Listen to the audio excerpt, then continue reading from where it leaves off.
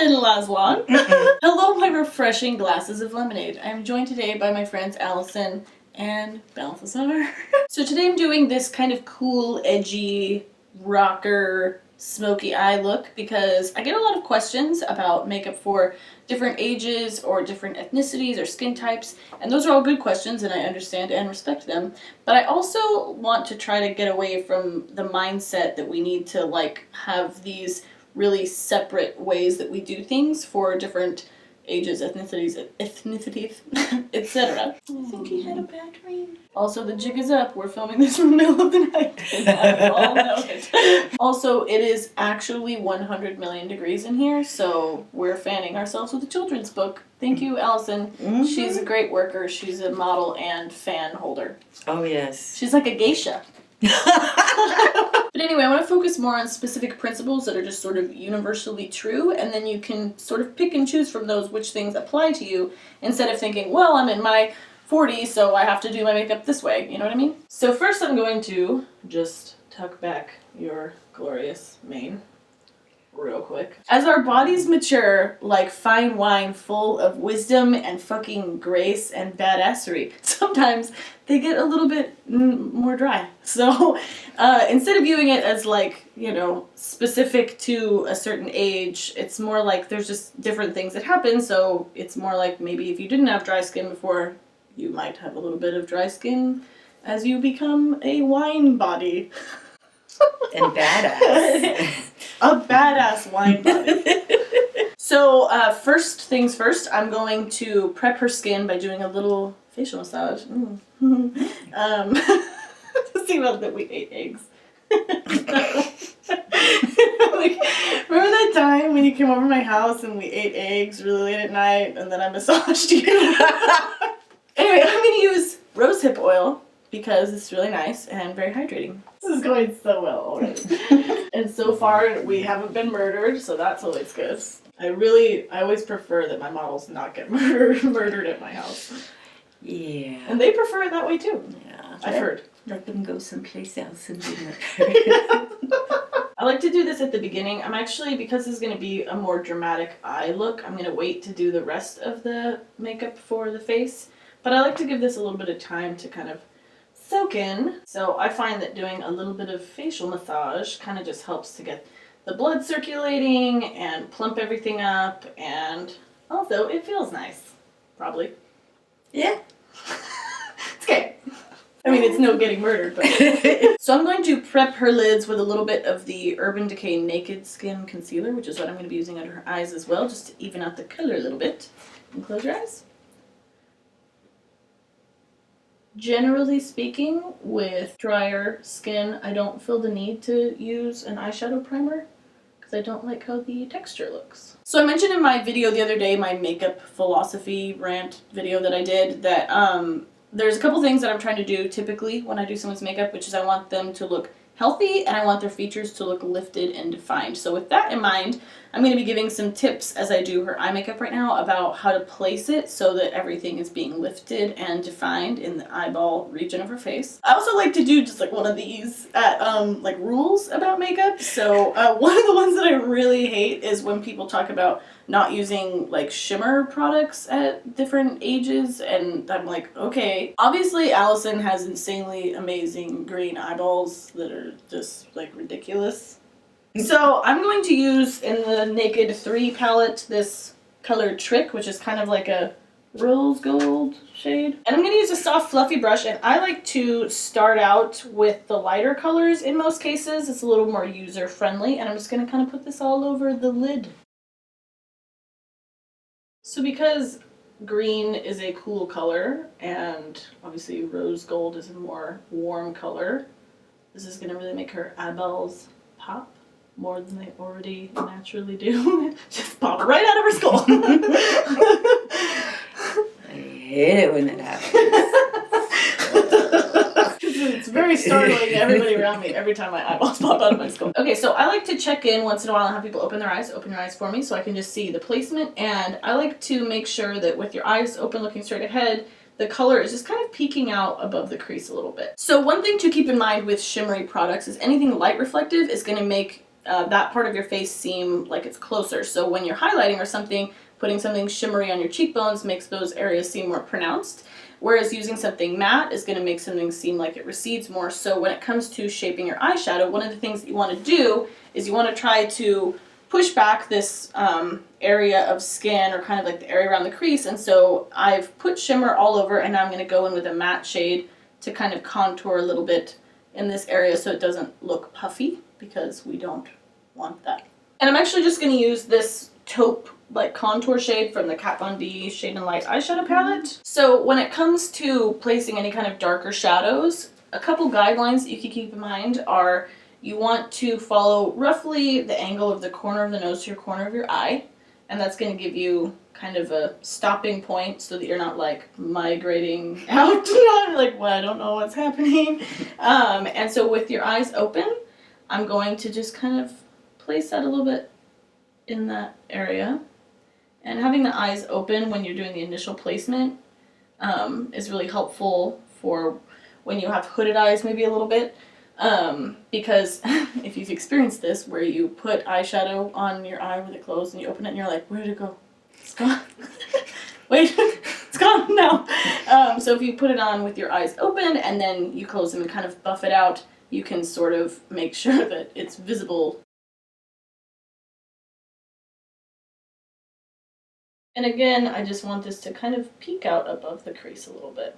Following this angle, and then just letting it get right above the crease and blend, blend, blend. Okay, so now we're gonna get a little bit saucy, and I'm gonna use the shade Blackheart from the Naked 3 palette, which is kind of like a reflective purpley black color, and I'm going to use that instead of liner. I'm just gonna like smudge it into the lash line a little bit. So this is why I didn't start with the complexion, because I don't have the energy to pretend like I care about trying to get fallout out of foundation. So if I'm using a dark color, I just do this first so I don't have to deal with that. You are so wise. Thank you. And badass, too. Yeah. The grace thing, though? I don't know. Definitely not graceful. Speaking of not being graceful, let me just film this really helpful tutorial for you. I might just actually have you turn this way. Yeah, that's better. So I'm just making sure that I get this down into the lashes, and it doesn't have to be super clean lines or anything. It's just kind of smoky. So as I do this on the lower lash line, I'm basically going from the lowest point of her lower lash line, and I'm kind of thickening it so it starts off really thin, and then thickening it a little bit as it goes out, and then connecting it with the eyeshadow on the upper lash line.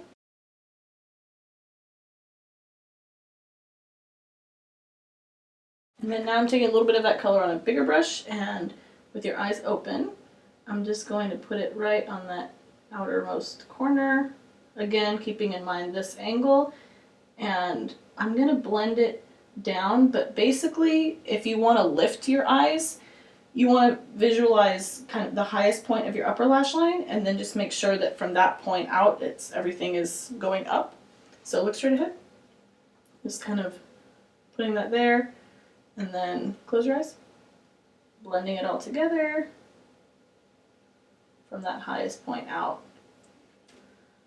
And then just kind of cleaning off my brush a little bit, and then blending it all out with the brush clean. So I'm not adding more color right now, I'm just softening any edges.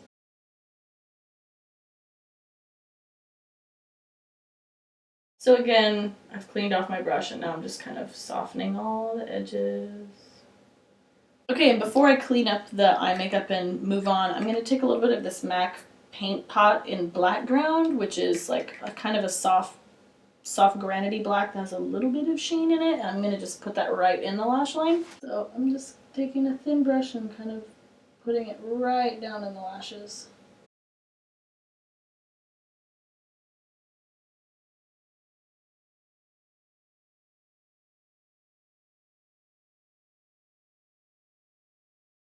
And now I'm going to take a little bit of that Trick color, the kind of rose gold that we used in the beginning, and I'm going to put that on the under bits on the inner corner. And look up.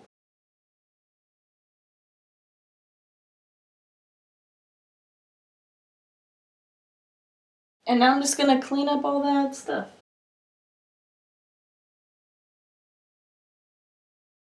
So before I go on to the face, I'm going to prep her lips with a little bit of the Glossier Coconut Balm.com. I like to do this at the beginning or before I do the face makeup, just so that it has some time to kind of soak in and hydrate a little bit.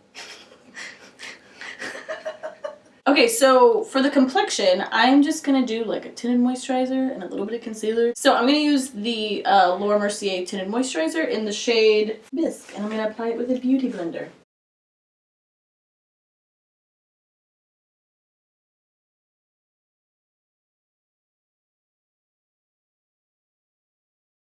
And I like to just stipple this in the areas that have a little more discoloration, which tends to be around the center of the face, and then just taper it off on the rest of the face, because I like skin, and I like for skin to look like skin.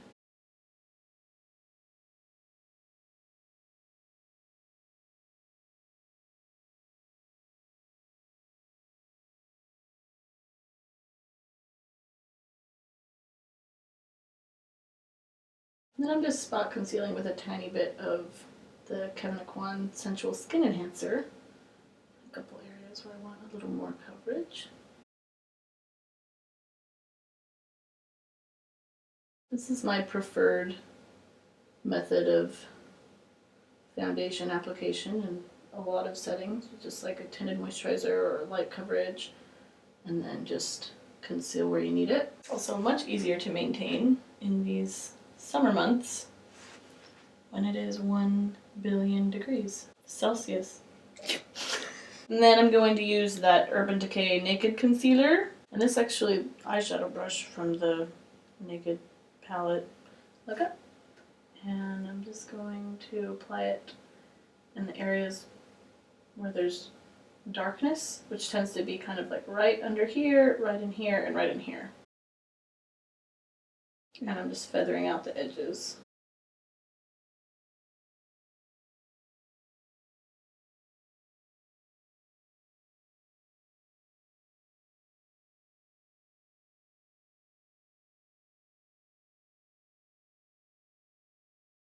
And then I'm just kind of using a clean brush to soften where the eyeshadow meets the concealer that I've just applied. I'm going to do a little bit more concealing. Another way you can add a little lift to your face too is by using a concealer that's a little bit lighter, kind of in these corners of the mouth where it can get a little bit shadowy. And I'm going to use this Glossier Cloud Paint, which by the way, they're still not giving me money. I just like a couple of these products. In the shade Puff, which is just like a little subtle pink, and it's very pretty. When I apply blush, I like to keep the face still and then just apply it literally to the highest point of the cheekbone, and you can actually feel that with your finger. And I'm going to concentrate the color there and then just kind of taper it off. So now instead of bronzer, I'm actually going to use just a darker shade of the Tinted Moisturizer. And normally I do this before blush, but I wasn't actually planning on doing it, but I just feel like I need to warm everything up a little bit. So just kind of tapping this into the areas where the sun naturally hits the face, which is the forehead, cheekbones, and onto the nose.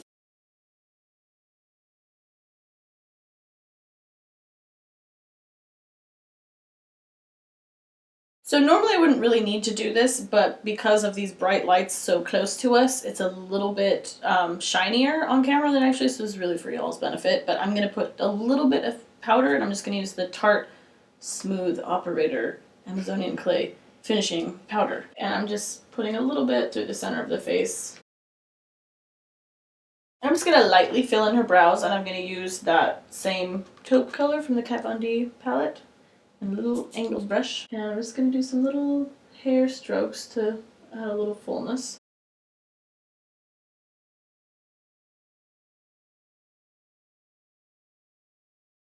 And I'm just going to brush the brow hairs up and out. And I'm going to use this CoverGirl Lash Blast Volume Mascara, which I'm still totally digging. And just making sure to get that down into the base of the lashes. And now look up, and I'm just going to put a little bit on these lower lashes, just a wee bit. And then for lips, I'm going to use this Sephora Collection lip color. I've actually been really liking their lip products lately. And this is the color R19. It doesn't say the actual name on it, but it's just like a really nice nude. I'll put in the description box which one it was exactly because I'm very particular about nudes.